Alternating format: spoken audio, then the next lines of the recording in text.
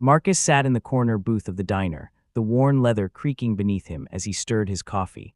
Sunlight slanted through dusty blinds, striping the table and his son Eli's small hands, which clutched a forkful of syrup-soaked pancakes. The scent of sizzling bacon mingled with the faint tang of disinfectant, oddly comforting in its ordinary familiarity. The bell above the door rang, sharp and intrusive. Marcus glanced up. A cop entered, uniform crisp, badge gleaming, but the weight in his eyes carried something more than authority. It was suspicion, judgment, a silent declaration that Marcus did not belong. Marcus felt the familiar coil of tension tighten in his chest. His hands, resting on the table, itched to move, but he forced them still. Eli's small fingers fidgeted in his lap. The officer's gaze locked on Marcus, cold and unblinking. He took deliberate steps forward, boots scraping the tiled floor. "I don't remember seeing your kind in this neighborhood after dark, let alone at a premium breakfast spot," he said, voice low but sharp. "You lost or just looking for trouble?" Marcus's jaw tightened. "We're just having breakfast," he replied evenly, fingers curling slightly around the edge of the table. Eli's eyes widened, and his tiny body stiffened as a forkful of pancake toppled, landing half-eaten on the floor. His hand froze midair, sticky syrup glinting under the sunlight. The cop leaned over the table, inches from Marcus, and with a swift motion, nudged Eli's pancake plate aside, sending syrup sliding across the table like a warning. The diner's hum, the clatter of dishes, sizzling grill, low chatter, seemed to vanish. Eyes flicked toward them, but no one moved. Marcus's chest tightened. He felt the weight of everyone's gaze, yet he did not flinch. "Hands where I can see them." "Now," the officer said, placing one hand on his holster, fingers brushing the grip, and paused slightly, letting the words hang like a trap. "I've had reports of a stolen vehicle, matching your description." Eli clutched his father's arm, syrup-covered fingers trembling. Marcus squeezed back, a silent anchor of reassurance. He met the officer's gaze, steady and unyielding, as the man's words, laced with suspicion and prejudice, filled the air. The officer jabbed a finger at Marcus's chest. "Step outside," he said, voice low and venomous. The command wasn't just words, it was a challenge, an assertion of power over innocence. Marcus inhaled slowly, eyes flicking to Eli's sticky fingers and the fallen pancake, and for a heartbeat, the diner itself seemed to hold its breath. This morning, this corner booth would mark a lesson far larger than breakfast, one of dignity, injustice, and the weight of a father's restraint. Marcus shifted slightly in the corner booth, setting his greasy mechanic's keys down next to his coffee cup. The metal glinted under the morning sunlight, faint traces of engine oil still clinging to the chain. Eli's wide eyes followed every move, sticky fingers hovering over his half-eaten pancakes. Without a word, Marcus grabbed a napkin and wiped the syrup from the boy's hand, then broke a small biscuit from his own plate and slid it across. Eli's lips curved into a quiet smile. No words were needed. The gesture said more than any lecture ever could. The diner hummed with its usual morning rhythm, the hiss of the grill, clatter of dishes, and low murmur of conversations. But in Marcus's peripheral vision, the cop lingered near the counter, boots tapping lightly on the tile, eyes fixed on Marcus as if measuring him for a verdict. Every subtle movement, the lean of his shoulder, the flick of his gaze, threaded tension into the room. Marcus's muscles tensed instinctively. He exhaled slowly, letting the warmth of his coffee anchor him. Eli's small hand hovered over the pancake, hesitant. Marcus leaned down, pressing a napkin into his son's hand, then gestured toward the biscuit. No words, just quiet guidance. Eli's eyes tracked every move, silently absorbing the lesson. Composure is strength. Marcus's calloused hands caught the sunlight. He noticed the grease beneath his nails, the same hands that, just yesterday, had guided a teenager's wrench across brake pads, teaching him to fix a car and handle responsibility. Those hands, trained in patience and precision, now rested on a table, steadying a breakfast scene under scrutiny. Past and present merged, the skills of a mentor repurposed for endurance in the face of prejudice. The officer shifted, moving from the counter closer to the booths. Marcus caught the faint crackle of a radio. A low voice murmured, but when the cop deliberately leaned toward the device and said, "I have the suspect in sight," Marcus felt the sharp edge of threat. Every syllable reminded him the tension was far from over. Eli fumbled with his fork, pancake wobbling dangerously. Marcus leaned down, steadying the plate with one hand over the boy's, while breaking another small piece of biscuit and sliding it toward him. Their fingers brushed, sticky with syrup, and Marcus's quiet touch reassured him. The silent communication between father and son was their shield. Marcus scanned the diner. A waitress passed by, heels clicking, tray rattling. Every mundane noise seemed amplified, every shadow exaggerated. The officer's subtle shifts, a hand near the holster, a glance over the shoulder, kept the room charged. Marcus's jaw tightened, back straight, maintaining calm despite the shadow creeping closer. The greasy keys glimmered faintly on the table, a reminder of Marcus's identity outside the booth. He flexed his fingers, recalling the precision needed to teach a teenager the rhythm of a motor. Now, those same hands steadied breakfast under watchful eyes. Eli's fork trembled again, a pancake sliding toward the booth edge. Marcus caught it with a gentle press, then slid another biscuit toward him. No words. The calm precision, the focus on immediate action, spoke volumes about control, calm, and courage under pressure. The officer's shadow stretched over the booth, pressing down. Marcus met the gaze, unflinching. The radio crackled again, deliberately. "I have the suspect in sight." The cop's eyes flicked toward Marcus, a calculated acknowledgement. Marcus pressed lightly on Eli's shoulder. The boy's fingers gripped his father's sticky ones, trembling but trusting. Marcus's jaw set. This morning, this booth, this breakfast, no longer ordinary. Every motion, every silent gesture, every small act of control was preparation for the confrontation closing in. Marcus adjusted Eli's napkin to catch syrup drips, keeping the boy close, letting each subtle action demonstrate patience and moral clarity. The diner seemed ordinary to anyone else, but Marcus knew the storm was approaching.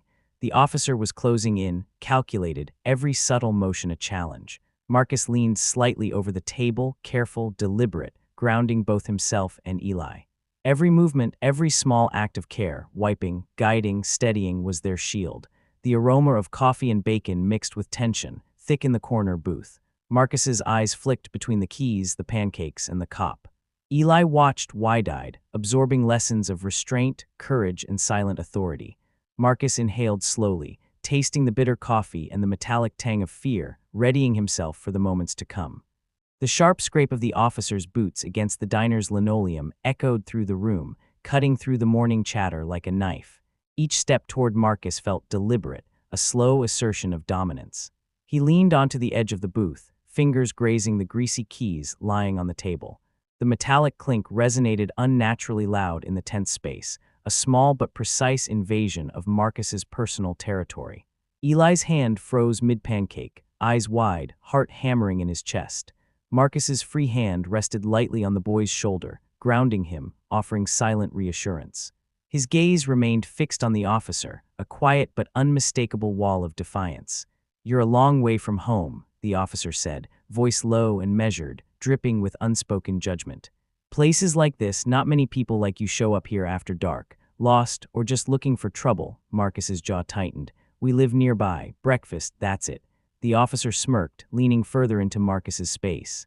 One hand nudged Eli's plate slightly, sending syrup threatening to drip over the edge. "Funny," he said, eyes narrowing. "I've had reports of a man matching your description." "ID, please." Marcus's hand moved toward his pocket, slow and deliberate. Every movement was measured, controlled. Eli's small fingers trembled around his fork, nearly dropping it. A bead of sweat glistened on his temple.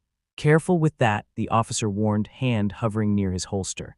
"Wouldn't want any sudden reactions." Marcus's free hand rested on Eli's, a silent anchor. He drew his wallet carefully, placing it on the table. The motion was precise, almost ceremonial, calm in the face of threat.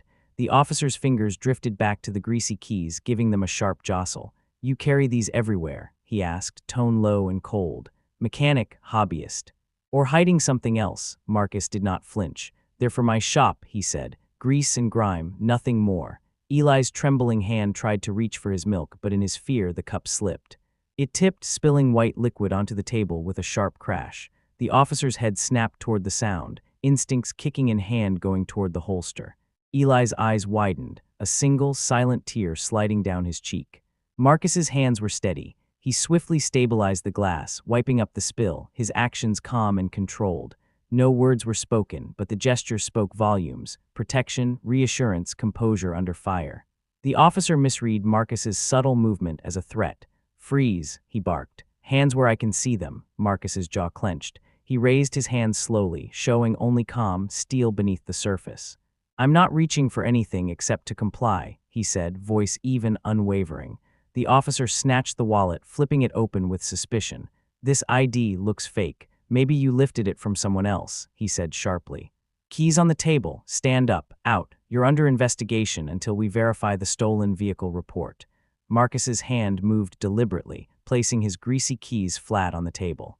He guided Eli to his side, keeping his back straight, gaze locked on the officer. Every movement was deliberate, a silent display of unyielding composure. The officer leaned in, tapping Marcus lightly on the shoulder, an invasive assertion of dominance. Eli clung to his father, small hands gripping his coat, shoulders shaking. Every patron in the diner watched, whispers and fork clatters forming a tense symphony.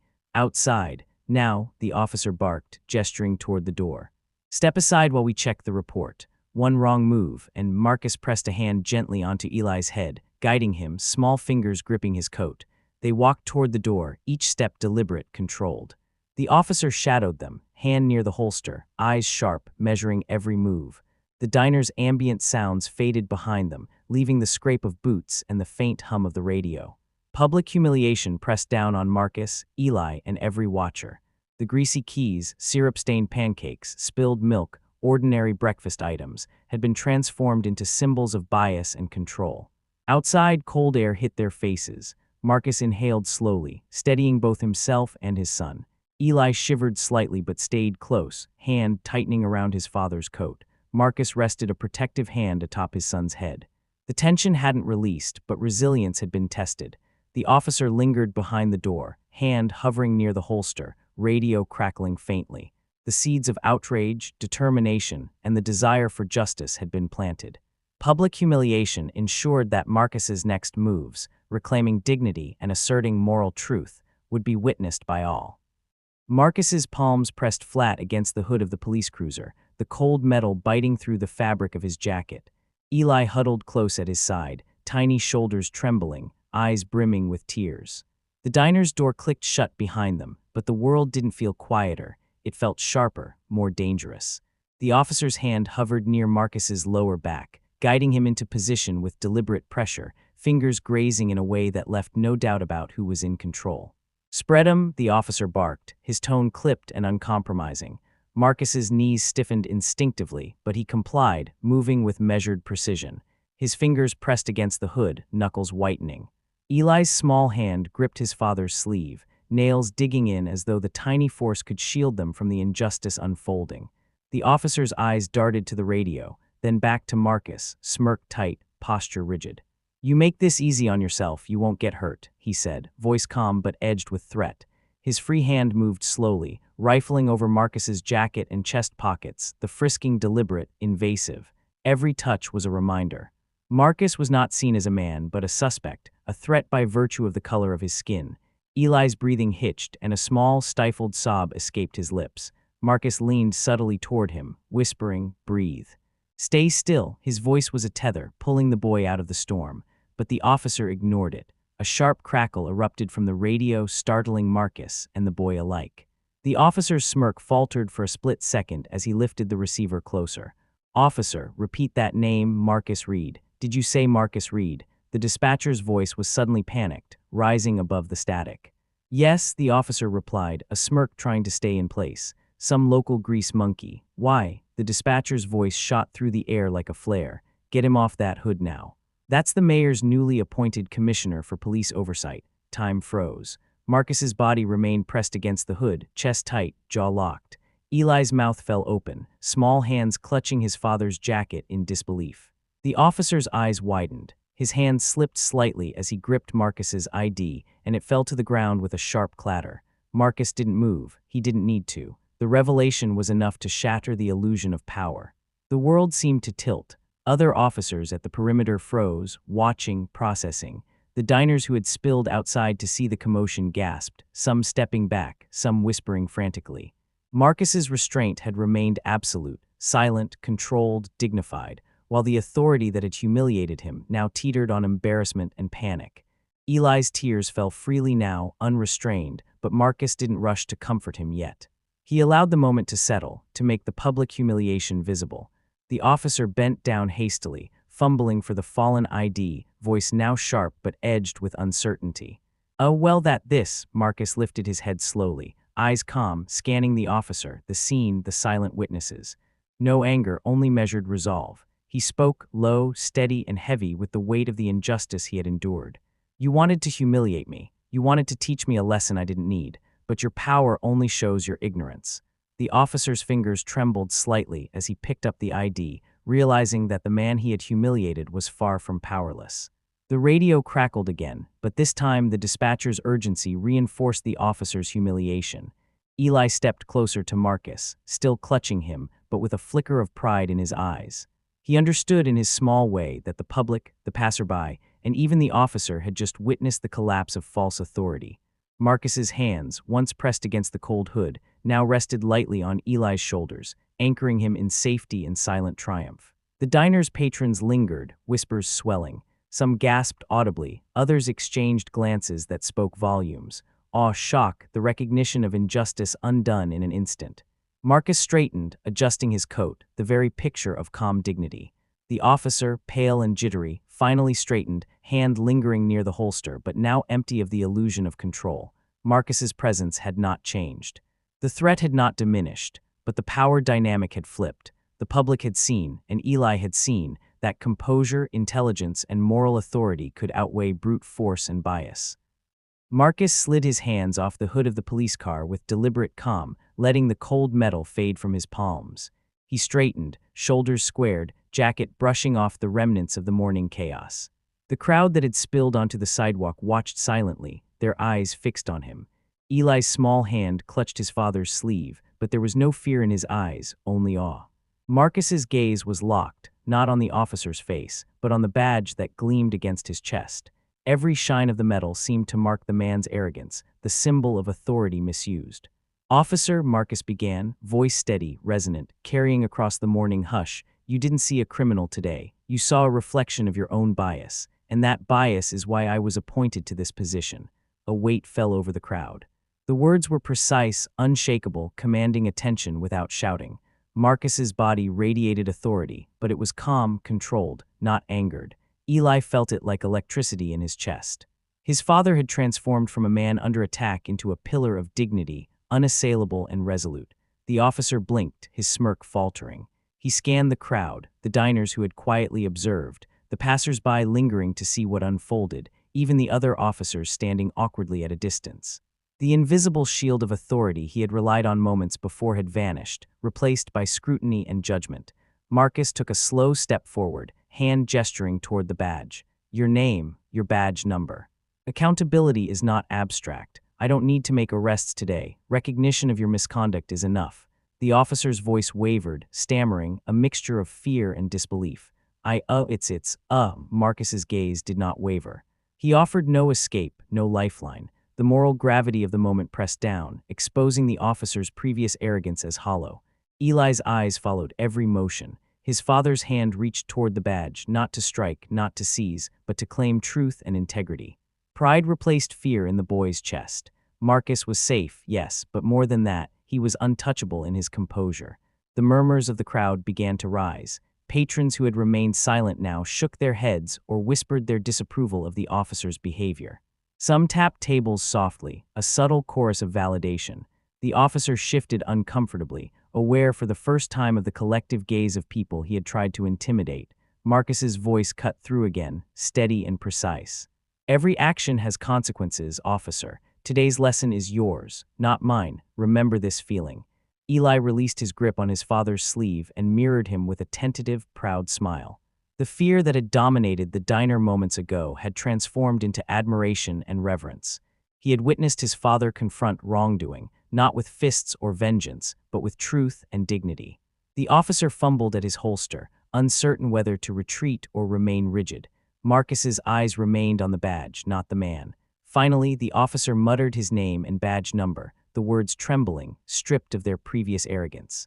Marcus nodded once sharply, accepting the accountability without anger. No handcuffs, no violence, no revenge. The moral victory was complete. Marcus straightened fully, brushing off the invisible dust of humiliation, reclaiming the space that had been forcibly taken. The crowd's murmurs grew slightly louder, a chorus of approval and acknowledgement. The officer, pale and unsettled, lowered his gaze, searching for a refuge that did not exist.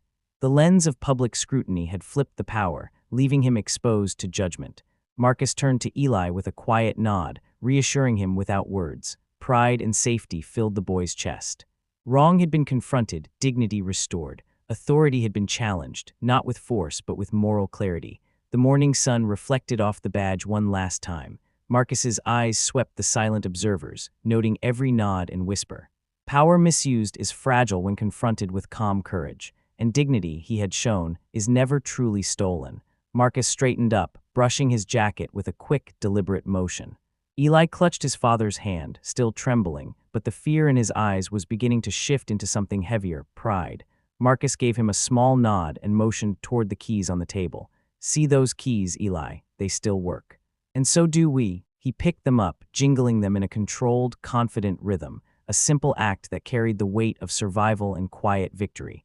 The officer shifted uneasily, trying to regain his composure, but the diner's patrons had already noticed the shift. Whispers ran through the tables, a few heads turned, and the manager stepped forward, hands on hips. Officer, he said firmly, I think you should leave. We don't serve that kind of behavior here. The words struck harder than any reprimand. The officer's face drained of color. His authority, once absolute in his mind, now hung on a thread under the scrutiny of everyday witnesses. Marcus didn't raise his voice. He didn't need to. The simple act of standing tall, of holding Eli close and facing the badge rather than the man, made the room speak for him. He reached into his pocket, retrieved his wallet, and slid it back onto the table, leaving the officer to pick up the dropped ID if he dared. Eli's eyes followed every move, seeing his father transform tension into power without a single shout. He mirrored Marcus's posture, shoulders squared, his small hand gripping the keys like a talisman. Around them, the diner's atmosphere shifted. Where there had been intimidation, there was now acknowledgement, silent, potent, and undeniable. The officer's attempts to speak were swallowed by the murmurs. His uniform and badge, symbols of imposed authority, no longer protected him. A cold, empty isolation settled on him as he realized the social eyes of the diner judged his bias, not his rank. Marcus's calm had done what words could not. It revealed the officer's prejudice in full public view, without violence, without insult, just quiet, unstoppable integrity. Marcus patted Eli's shoulder, guiding him back toward their breakfast. Pancakes, syrup, coffee, mundane objects now infused with a sense of victory. The officer lingered near the door, trapped in the discomfort of exposure, while the manager shook his head and returned to his station, leaving the officer to contemplate the consequences of his actions in silence. Eli whispered, Dad, you were amazing. Marcus only smiled faintly, sliding a plate in front of his son. We're still us, he said softly. Nothing can take that. A small, simple gesture, hand over Eli's, fingers brushing keys, cemented the lesson without a single lecture. The diner returned to its routine, but the energy had shifted. Marcus and Eli moved through the room like calm after a storm, every step deliberate, every glance a statement. Outside, the morning light seemed sharper, clearer, as if reflecting the moral clarity Marcus had brought to the table. The officer remained alone, the weight of his bias fully revealed, a public humiliation that no badge could undo. The diner had returned to its ordinary rhythm, but the memory of the morning lingered in every corner. Marcus and Eli stepped outside, the sun warm on their faces, carrying the quiet weight of what had just unfolded. The officer lingered behind, a shadow of authority undone, invisible to the eyes that had witnessed the truth. Eli's small hand gripped the keys in his father's pocket, the same keys that had been deemed suspicious moments ago. Now they jingled like a quiet anthem of victory, a rhythm of dignity restored. He looked up at Marcus, and in that glance, fear had transformed into awe, uncertainty into understanding. Marcus adjusted his jacket, shoulders squared, not in triumph over another, but in the calm authority of someone who had stood for what was right. No words were spoken. The lesson had been delivered in presence and restraint, in the simple act of refusing to bend to prejudice. They walked together into the morning light, the city bustling around them, unaware of the quiet reckoning that had just occurred. And as they moved forward, one truth remained clear. Justice does not always roar, but when it strikes through integrity and courage, it resonates louder than any shout.